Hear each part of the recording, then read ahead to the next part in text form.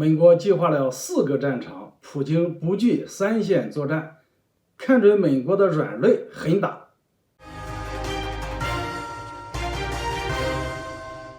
大家好，我是肖云华，欢迎收看云华观点。今天我们聊聊美国做着霸权的美梦，普京看准美国的软肋狠打，或许都要吃不了兜着走。多线作战是兵家大忌，这必然会导致兵力分散，即便是家底深厚的超级大国也会感到力不从心。不知美国是过于自信还是过于贪心。自从中俄开始崛起，美国便持续地以中俄为针对的对象进行军演，双线作战也不是1天2天了。如今美军不仅立足于同时和中俄开战的可能性，还计划了4个战场，做着称霸全球的美梦。随着中国不断强大，以及所展示出来的令人惊叹的军事力量，让美国坐不住了。因为相比于中国发展的蒸蒸日上，美国却在下坡的路上狂奔，所以美国在亚洲投入的精力正在不断增加。针对中国发起的贸易战、科技战、舆论战已经打响，现在又在中国周边做着各种军事准备，要想挑起军事对抗。尽管中国不希望和美国反目成仇，美国政府也深知中国的实力，但是美当局始终在危险的界限附近来回穿梭，反复在一个中国原则的底线问题上挑衅，干着危险的举动，抖着霸权主义的威风。关于这方面有必要提一提，确定这是美国开辟的战场之一。与此同时，美国还在东欧精心策划了一场地缘政治大戏，鼓动乌克兰当局与俄罗斯发生军事冲突，目的是吸引俄罗斯进入美国的战略圈套，借俄乌冲突让欧洲安全格局产生巨变。换句话说，俄乌战争就是美国发动的一场代理人战争，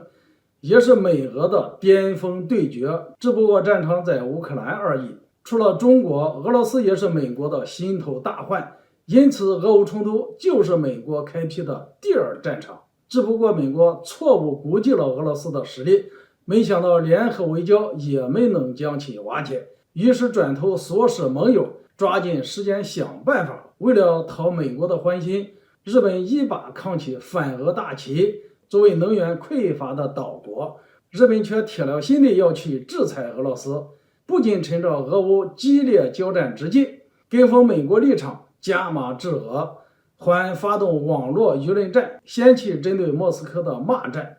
甚至搬出争议岛屿相关问题，加剧日俄之间的矛盾。很明显，美国再次成功地挑起了日俄对抗，美日联手2线夹击俄罗斯，这是美国开辟的第3战场。搞乱东欧、印太还不够，美国又迫不及待地要搞乱中东。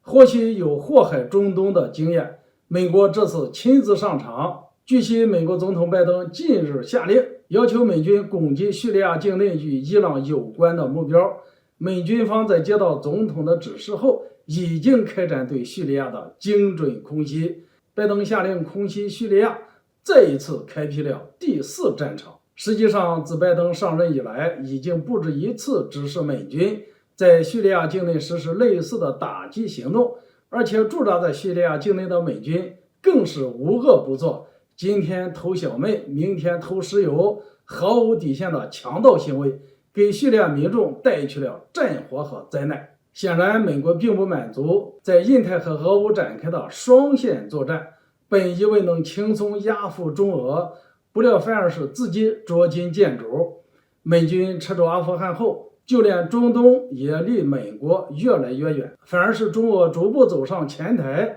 美国4方开战，看似一石多鸟，但被针对的中俄必然不会忍气吞声。中国强硬反制，直击美国的痛处，而且身为战斗民族的普京更是不惧3线作战，看准美国的软肋进行狠打。美国如今深陷内忧外患，霸权地位早就不稳，和中国对抗是美国犯下的战略性错误。普京的判断是，俄罗斯此时出手，美国根本没有赢的机会。因此，最近我们看到俄罗斯的军事部署动作愈发频繁，